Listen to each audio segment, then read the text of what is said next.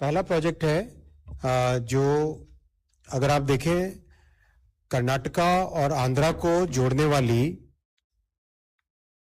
ये line basically Guntakal से बेल्लारी से होसपेट, होसपेट से हुबली और हुबली से आगे अंकोला की तरफ अगर इस रूट को देखें, this is one of the most important economic corridors.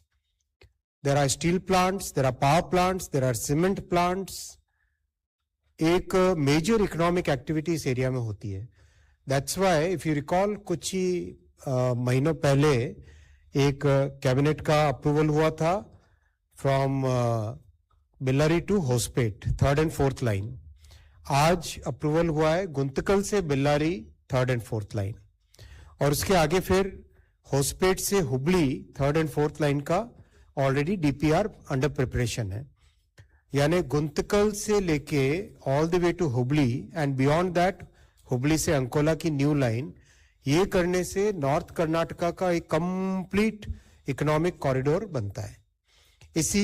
यही इस प्रोजेक्ट की सबसे बड़ी इंपॉर्टेंस है. तो आज ये प्रोजेक्ट अप्रूव हुआ. बहुत बड़ा प्रोजेक्ट है, 46 किलोमीटर्स का, 1264 करोड़ रुपीस का इन्वेस्टमेंट इसमें आएगा. कर्नाटक आंध्र प्रदेश दोनों को जोड़ेगा. ये एक बड़ा मेजर ब्रिज है वेदावती रिवर पे, और उसके अलावा 7 मेजर ब्रिजेस हैं, 52 माइनर ब्रिजेस हैं, और 3 साल का ये प्रोजेक्ट का ड्यूरेशन है. करीब 80% of the land is already available on this alignment. बाकी 20% लैंड अक्वायर करनी पड़ेगी. तो प्रोजेक्ट काफी तेजी से हो जाएगा. लॉन्ग लीड आइटम केवल वेदावती रिवर पे ब्रिज है, मेगा ब्रिज है. बाकी सारे के सारे आइटम्स इसमें बहुत स्पीड से हो जाएंगे. जैसा आप जानते हो, अगर रेलवे से किसी कार्गो को ट्रांसपोर्ट करें तो हाईवे के कंपैरिजन में 89% लेस CO2 एमिशंस होते हैं. यानी it is 89% less polluting compare to highway transportation, road transportation. Secondly, cost wise it is significantly lesser compare to road transportation. Cost कम है, पोल्यूशन भी कम है.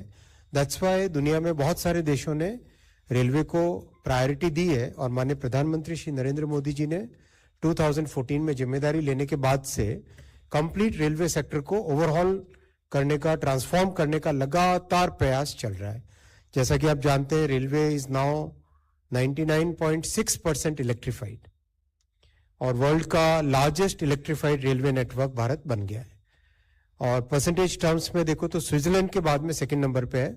स्विट्जरलैंड इज 100% और इंडिया इज 99.6%.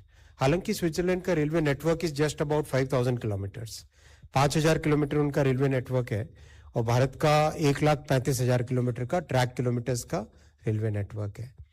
तो कंपैरिजन अगर करो, और उसके बाद में चाइना आता है नंबर 3 पे. चाइना इज अबाउट 80 के आसपास परसेंट है, और उसके बाद में फिर कई कंट्रीज आती हैं. तो overall our countries performance on green transportation has been very good. और अभी तो recently hydrogen train has done very well, as all of you are aware. पिछले 17 जुलाई को माननीय प्रधानमंत्री जी ने हाइड्रोजन ट्रेन जींद से इनॉग्रेट की थी. कल या रादर आज सुबह तक इसके 1000 किलोमीटर्स फ्लॉलेस कंप्लीट हो गए. 1000 kilometres of hydrogen train running without any issues. शुरू का पीरियड बहुत इंपॉर्टेंट होता है ट्रेन के कॉमर्शियल रन में. तो we are very vigilant over each and every parameter. We are measuring about some 130 odd parameters continuously हम मेजर कर रहे हैं. उसमें कैसा उसका बिहेवियर है, किस तरह के उसके पैरामीटर्स के वैल्यूज आ रहे हैं, वो सब चीजें मेजर कर रहे हैं. तो इस प्रोजेक्ट से 16 मिलियन टन जो एक्स्ट्रा कार्गो आएगा, that is equivalent to planting 27 lakh trees.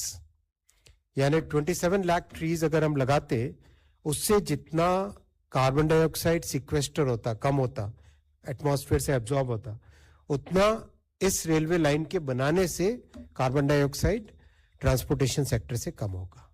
So that's why it is equivalent to planting 27 lakh trees. 31 lakh human days का एम्प्लॉयमेंट इससे जनरेट होगा, और 149 करोड़ लॉजिस्टिक्स कॉस्ट देश की बचेगी.